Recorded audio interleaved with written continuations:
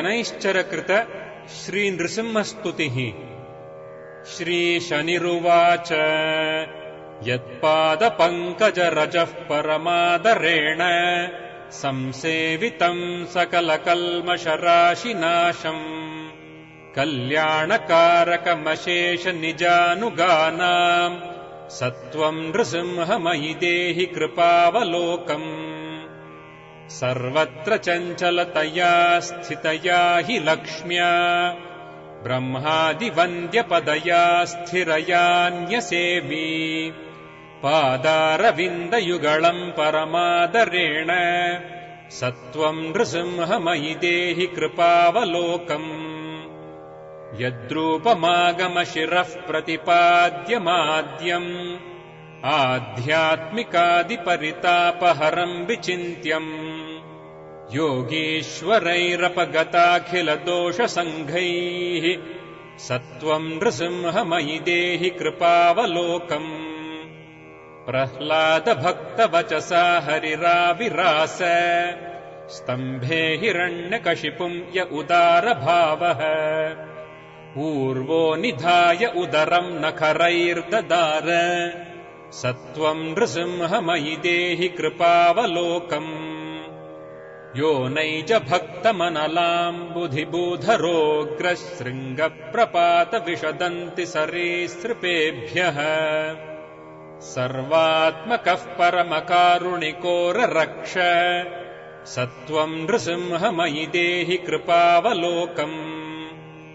यन्निर्विकारपररूपविचिन्तनेन योगेश्वरा विषयवीतसमस्तरागाः विश्रान्तिमापुरविनाशवतीम् पराख्याम् सत्त्वम् नृसिंहमयि देहि कृपावलोकम्।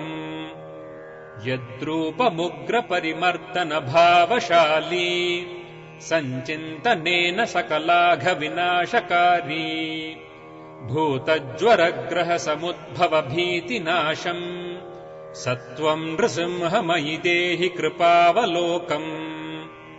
यस्योत्तमम् यश उमापतिपद्मजन्म शक्रादिदैवतसभासु समस्तगीतम् शक्त्यैव सर्वशमलप्रशमैकदक्षम् सत्त्वम् नृसिंहमयि देहि कृपावलोकम्।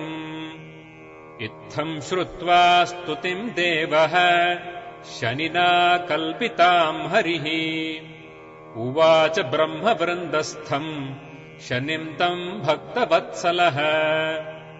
श्रीनृसिंह उवाच प्रसन्नोऽहम् शने तुभ्यम् वरम् वरय शोभनम् यम् वाञ्छसि तमेव त्वम् सर्वलोकहितावहम्।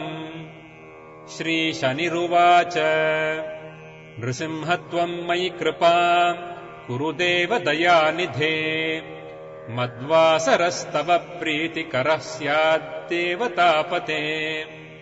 मत्कृतम् त्वत्परम् स्तोत्रम् शृण्वन्ति च पठन्ति च सर्वान् कामान् पूरयेथाः तेषाम् त्वम् लोकभावन। श्रीनृसिंह उवाच तथैवास्तु शनेऽहम् वै रक्षो भुवनसंस्थितः भक्तकामान् पूरयिष्ये त्वम् ममैकम् वचः शृणु। त्वत्कृतम् मत्परम् स्तोत्रम् यः पठेत् शृणुयाच्च यः द्वादशाष्टमजन्मस्थात् त्वद्भयम् मास्तु तस्य वै। शनिर्नरहरिम् देवम् तथेति प्रत्युवाचः ततः परमसन्तुष्टाः जयेति मुनयो वदन्। श्रीकृष्ण उवाच इदम् शनैश्चरस्याथ नृसिंहदेव संवादमेतत्स्तवनम् च मानवः शृणोति यः श्रावयते च भक्त्या सर्वाण्यभीष्टानि च विन्दते ध्रुवम्।